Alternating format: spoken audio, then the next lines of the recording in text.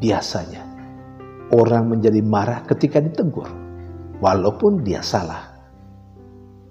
Dan pada umumnya, ketika orang ditegur, orang tidak serta-merta lalu kemudian bertobat. Orang terkadang bandel, orang terkadang mengamuk dan menunda-nunda pertobatan itu. Bahkan mencari sebuah persoalan baru dengan orang yang menegurnya.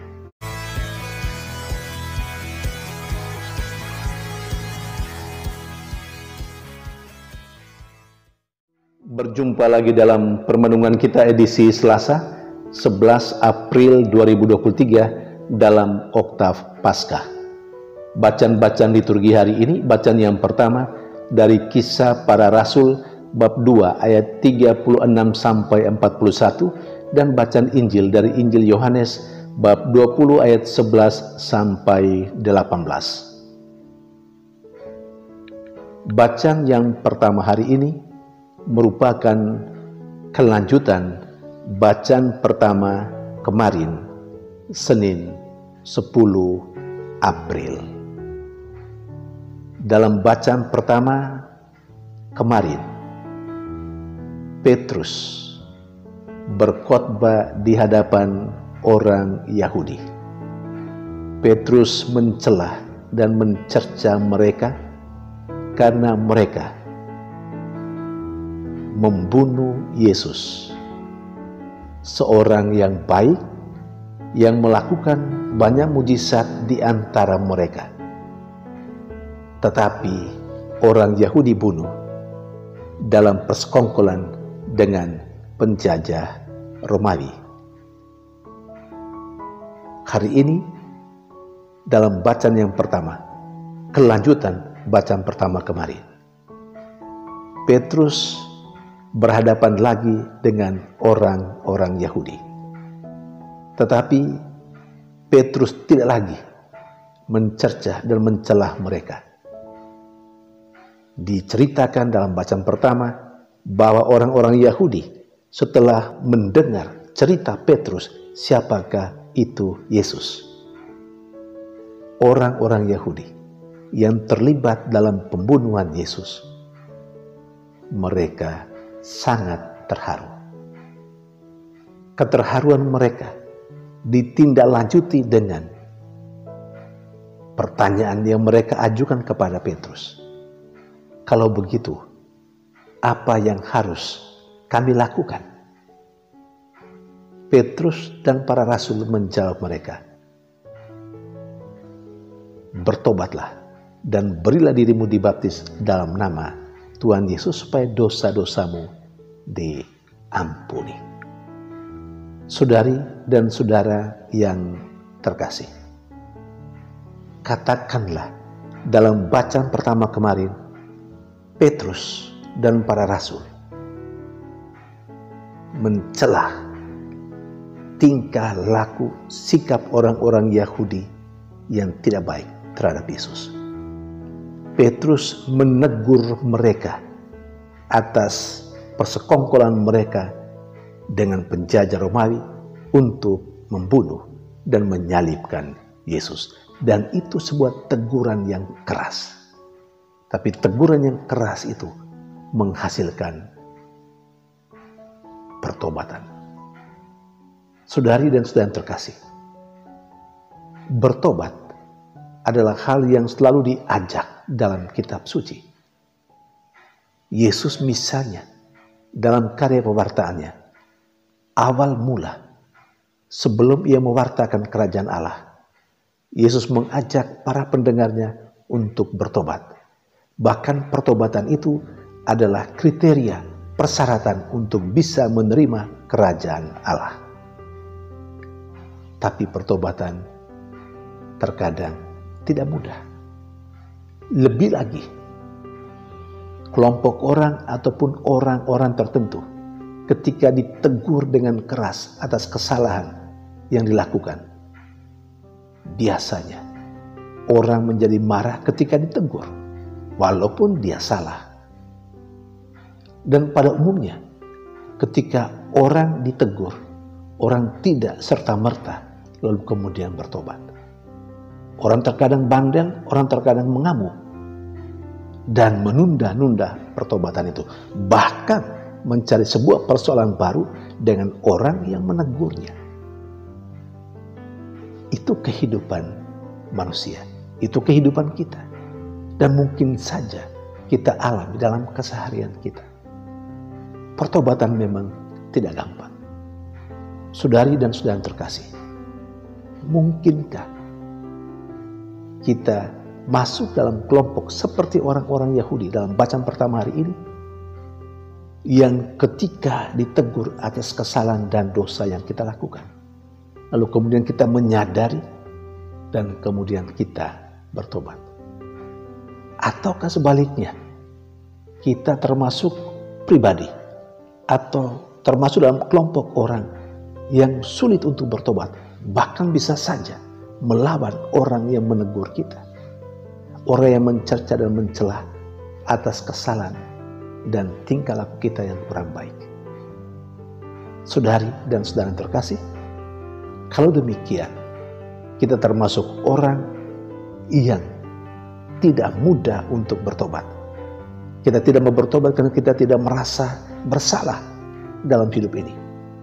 Kita tidak mau bertobat karena kita merasa sakit hati, karena kita sudah ditegur. Kalau demikian adanya, maka kita perlu belajar dari kelompok orang-orang Yahudi. Saudari dan saudara yang terkasih, kapan saja Allah akan menerima pertobatan kita. Mari kita bertobat untuk semua dosa dan salah kita. Mari kita juga dengan lapang dada, dengan besar hati, menerima kesalahan kita, mengakui kesalahan kita. Kalau kita memang dicerca, dicela, ditegur atas kesalahan dan dosa yang kita lakukan. Semua itu tentu untuk kebaikan kita sendiri. Sementara dalam bacaan Injil ditampilkan seorang perempuan yang bernama Maria Magdalena.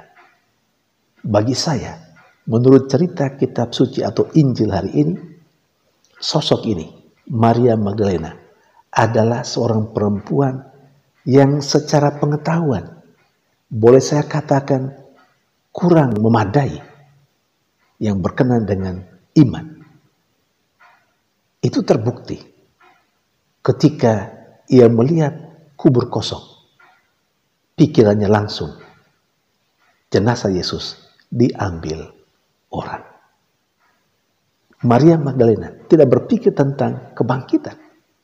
Mengapa? Ya itu tadi yang saya katakan, dalam sosok perempuan ini ada indikasi pengetahuan tentang iman yang kurang memadai, yang tidak cukup. Karena itu dia tidak pernah berpikir tentang kebangkitan. Yang ada di pikirannya adalah jenazah Yesus diambil orang, karena memang kubur kosong yang dia saksikan. Tetapi dalam diri sosok Maria Magdalena ini terdapat sebuah sikap iman yang luar biasa, menjadi panutan untuk setiap orang percaya, untuk saya dan Anda, untuk setiap orang yang beriman. Mengapa?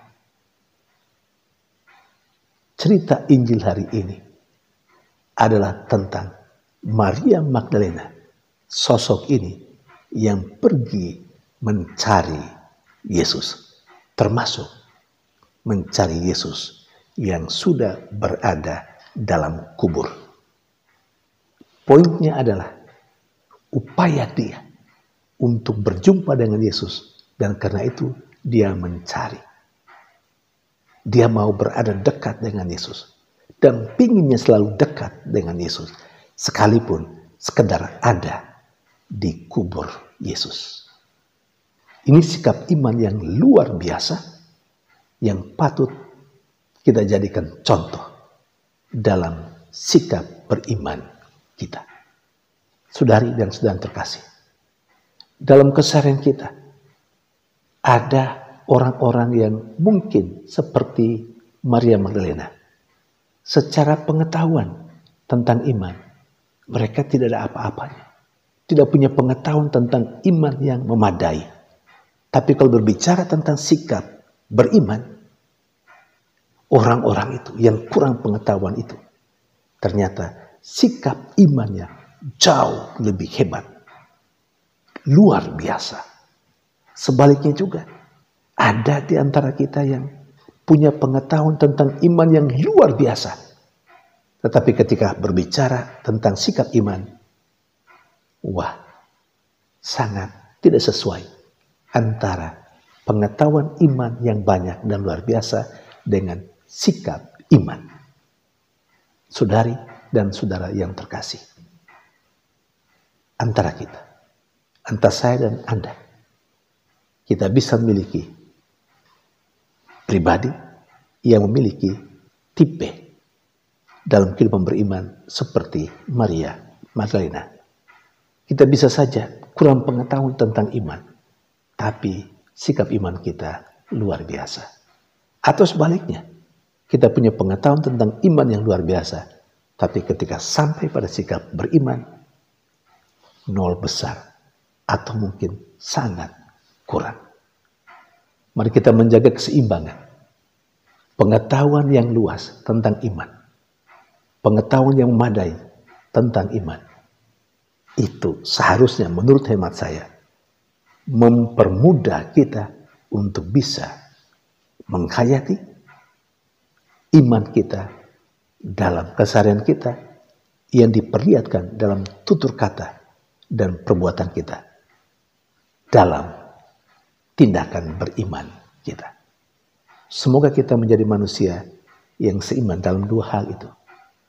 Pengetahuan tentang iman dan sikap beriman yang baik. Tuhan memberkati.